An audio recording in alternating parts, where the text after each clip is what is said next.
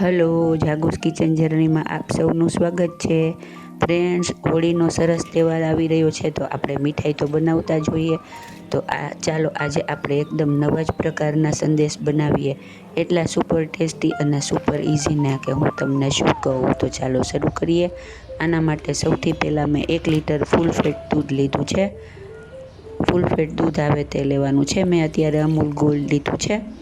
Friends, sweet બનાવતા હોય ત્યારે ગોલ્ડ દૂધ જ લેવાનું, તેનાથી રિઝલ્ટ ખૂબ સારું આવે છે. હવે આપણે તેને એક બાઉલમાં ટ્રાન્સફર કરી લેશું અને ત્યારબાદ તેને ગરમ કરવા મૂકી દેશું. ત્યારબાદ આપણે 2 ચમચી વિનેગર લેશું, 5 કપ જેટલું પાણી લેશું અને તેમાં 2 ચમચી જેટલો વિનેગર એડ કરી અને તેને ચલાવી અને ડાયલ્યુટ કરી લેશું. હવે દૂધ આપણું ગરમ થઈ ગયું છે અને તેમાં ઉફાણો પણ આવવા લાગ્યો છે. દૂધ ઉકળે અને ઉફાણો આવે એટલે આપણે તેમાં ધીમે ધીમે ચમચાની મદદથી વિનેગર આવી રીતે પોર કરતા જશું અને દૂધને ચલાવતા જશું. આપણું દૂધ ધીમે ધીમે ફાટવા લાગશે. હવે આ સ્ટેજે આપણે ગેસ બંધ કરી દેવાનો છે. દૂધ ફાટી જશે. ધીમે ધીમે કરતાં દૂધ ફાટી જશે. જુઓ, આપણું દૂધ એકદમ સરસ રીતે ફાટી ગયું છે અને પાણી અને દૂધ અલગ થઈને કરડલ એવું થઈ ગયું છે.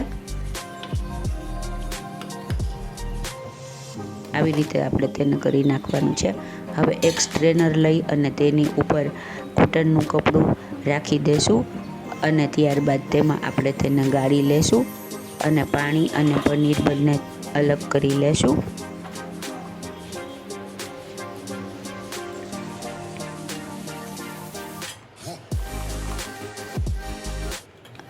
હવે આપણે તેની ઉપર બીજું ઠંડુ પાણી રેડી અને તેની ખટાશને, વિનેગરની ખટાશને દૂર કરી નાખશું. આનાથી વિનેગરની ખટાશ દૂર થઈ જશે અને આપણને સરસ પનીર મળશે. હવે આપણે સેજ ઠંડુ થાય એટલે તેને આવી રીતે એકદમ પ્રેસ કરી અને બધું પાણી કાઢી નાખવાનું છે. હવે આપણે મિક્સર જાર લેશું અને તેમાં આપણે પનીર એડ કરી દેશું. આ 1 લીટર દૂધનું 1 કપ જેટલું પનીર થયું છે, જે આપણે લઈ લેશું.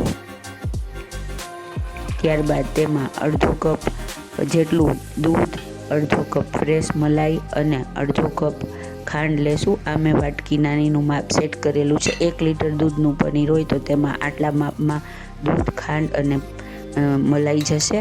ત્યારબાદ 2 મીડિયમ સાઇઝની જેટલી ચમચી એકલો કસ્ટર્ડ પાવડર મેં લીધેલો છે. તમારી પાસે કસ્ટર્ડ પાવડર ન હોય તો તમે કોર્નફ્લોરનો યુઝ પણ કરી શકો છો, પણ કસ્ટર્ડ પાવડરનો ટેસ્ટ આમાં સરસ લાગે છે.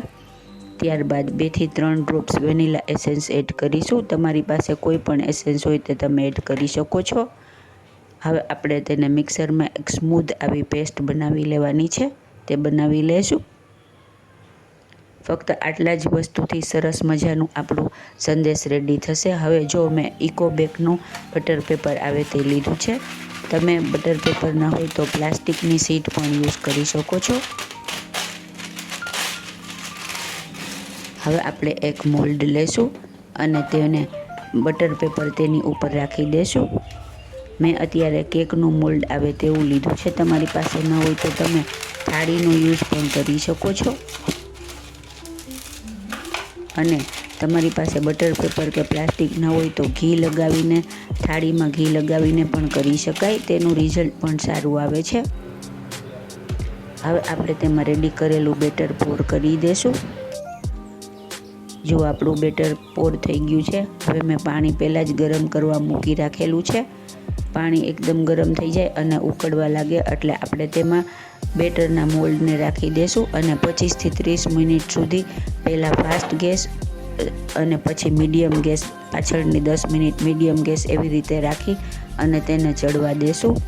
ફ્રેન્ડ્સ, જો તમે મારી ચેનલ પર નવા હો તો મારી ચેનલને સબસ્ક્રાઈબ જરૂરથી કરજો અને બાજુમાં રહેલ ઘંટડી દબાવી દેજો, જેથી મારી નવી રેસીપીની નોટિફિકેશન સૌથી પહેલાં તમને મળે.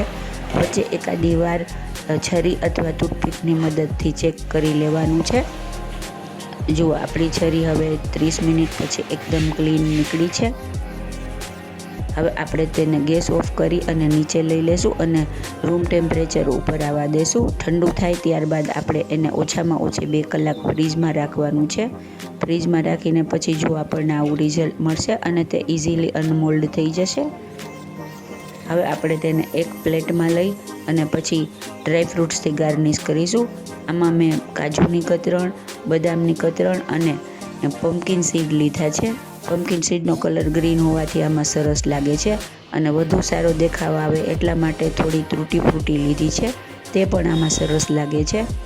આને તમે આઈસ્ક્રીમ સંદેશ પણ કહી શકો અથવા તો સ્ટીમ સંદેશ કહી શકો. છે ને એકદમ જોરદાર, જોતાં જ ખાવાનું મન થઈ જાય એવા આપણા સ્ટીમ સંદેશ રેડી થઈ ગયા છે. હવે આપણે તેને કટ કરી લેશું. મેં અત્યારે સ્ક્વેર શેપમાં કટ કરેલા છે. તમને ગમે તે શેપ તમે આપી શકો છો. ફ્રેન્ડ્સ, તમારી પાસે સિલિકોનનું મોલ્ડ હોય તો તમે એમાં પણ કરી શકો છો. જુઓ, એકદમ સોફ્ટ અને સ્પોન્જી એવા આપણા સ્ટીમ સંદેશ રેડી છે. હવે આપણે તેને એક સર્વિંગ પ્લેટમાં લઈ લેશું. છે ને એકદમ જોરદાર, ખાવામાં એટલા જ મજેદાર છે. તો આ હોળી ધૂળેટીના તહેવારમાં થઈ જ જાય. એકદમ મજેદાર અને એકદમ સુપર સોફ્ટ, સુપર સ્પોન્જી એવા આપણા સ્ટીમ સંદેશ રેડી થઈ ગયા છે. તો તમે પણ ચોક્કસથી બનાવજો, બધા ખુશ થઈ જશે. અને ટ્રેડિશનલ મીઠાઈ કરતાં આ એક નવી જ જાતની મીઠાઈ તમને ઘરનાને ખાવા મળશે તો તે પણ ખૂબ જ રાજી થશે અને એકદમ ફટાફટ બની જાય. ખાલી તેને સ્ટીમ થવામાં ટાઈમ જાય એ જ, બાકી કોઈ અઘરી પ્રોસેસ નથી. તો તમે પણ ચોક્કસથી બનાવજો. પનીર તમે ફ્રેશ ન બનાવો તો તમે બહારથી લઈ પનીર અને તે પણ કરી શકો છો. ફ્રેન્ડ્સ, જો તમને મારી રેસીપી પસંદ આવી હોય તો મારી ચેનલને લાઇક, શેર અને સબસ્ક્રાઈબ જરૂરથી કરજો. ધન્યવાદ.